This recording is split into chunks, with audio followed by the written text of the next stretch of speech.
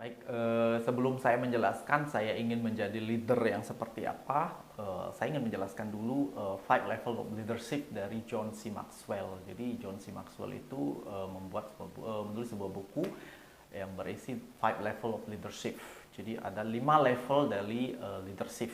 Yang pertama itu adalah level yang pertama itu level position. Jadi position itu adalah level paling awal dari leadership ini, dari 5 level of leadership ini, di mana seorang leader atau manajer itu biasanya dihormati dan diikuti hanya karena posisinya sebagai seorang manajer. Jadi bukan sebagai seorang leader. Jadi orang mengikuti manajer ini karena berada di posisi sebagai manajer. Jadi karena harus, orang-orang hanya harus mengikuti, bukan sukarela mengikuti. Jadi ini adalah level yang paling rendah dari 5 level of leadership.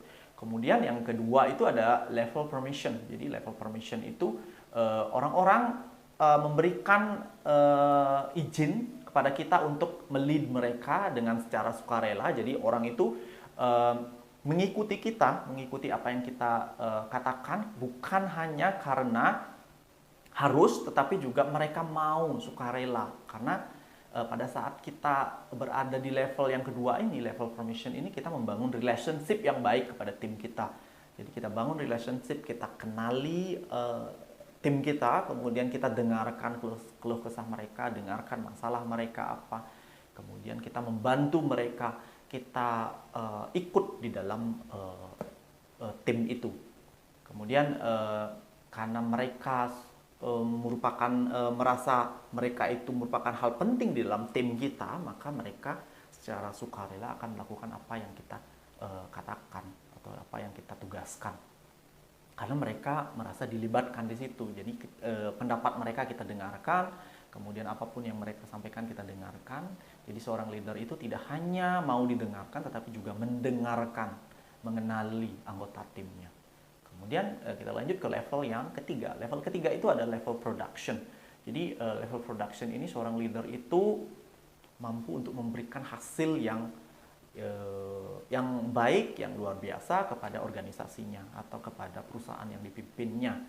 Jadi apapun yang kita lakukan itu adalah hal yang kita lakukan untuk organisasi. Jadi ketika kita meminta tim kita untuk produktif, jadi kita harusnya lead by example. Jadi kita memimpin tim kita itu dengan memberikan contoh. Ketika kita mau tim kita produktif, maka kita harus produktif dulu. Kita harus tunjukkan hasil yang bisa kita capai dulu. Kemudian ketika kita mau tim kita untuk rajin, ya kita harus rajin dulu. Ketika kita mau tim kita untuk tepat waktu atau datang lebih awal, kita harus datang lebih awal lagi. Jadi lead by example. Kemudian yang keempat, jadi level keempat itu adalah people development. Jadi people development itu seorang leader itu mendevelop people, jadi mengembangkan, membangun timnya, membangun orang-orang yang ada di dalam timnya, membangun organisasinya. Jadi mentraining organisasinya atau anggota dari organisasinya.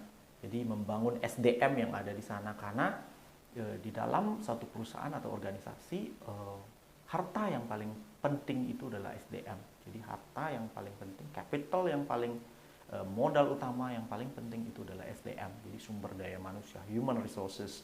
Maka kita harus membangun human resources itu yang ada di dalam tim kita. Nah, ciri-ciri orang yang atau leader yang berada pada level yang keempat ini, yaitu people development, adalah seorang leader ini akan mampu merekrut orang yang tepat. Jadi merekrut orang yang tepat, kemudian menempatkan orang ini di posisi yang tepat. Jadi ketika sudah merekrut orang yang tepat, menempatkan orang ini di posisi yang tepat sesuai dengan kompetensi yang dimiliki orang ini. Kemudian selalu menggunakan kelebihan dari satu anggota tim untuk menutupi kelemahan anggota tim lain. Dan selalu melatih, mendevelop orang-orang yang ada di bawahnya. Maka anggota tim yang kita lead, yang kita pimpin itu akan secara sukarela mengikuti kita, karena mereka memiliki manfaat, merasakan manfaat apa yang kita berikan kepada mereka. Karena dengan mengikuti kita, mereka akan lebih develop. Jadi mereka akan lebih kompeten, mereka akan memiliki keterampilan yang lebih lagi. Nah, Level yang kelima itu adalah kita sebut the pinnacle. Jadi John C. Maxwell itu sebut the pinnacle. The pinnacle itu adalah level tertinggi dari seorang leader, di mana seorang leader itu akan secara sukarela diikuti oleh anggota timnya ataupun orang lain, karena memang aslinya karena siapa dia. Jadi karena dia sudah merepresentasikan dirinya, kemudian merepresentasikan apa yang sudah dilakukan. Jadi kita akan mendapatkan posisi the pinnacle itu ketika kita sudah melakukan banyak hal untuk anggota tim kita, ketika sudah membangun tim kita, kemudian ketika kita memiliki banyak manfaat kepada banyak orang dalam jangka waktu yang lama. Jadi the pinnacle ini seperti lifetime achievement dari seorang leader.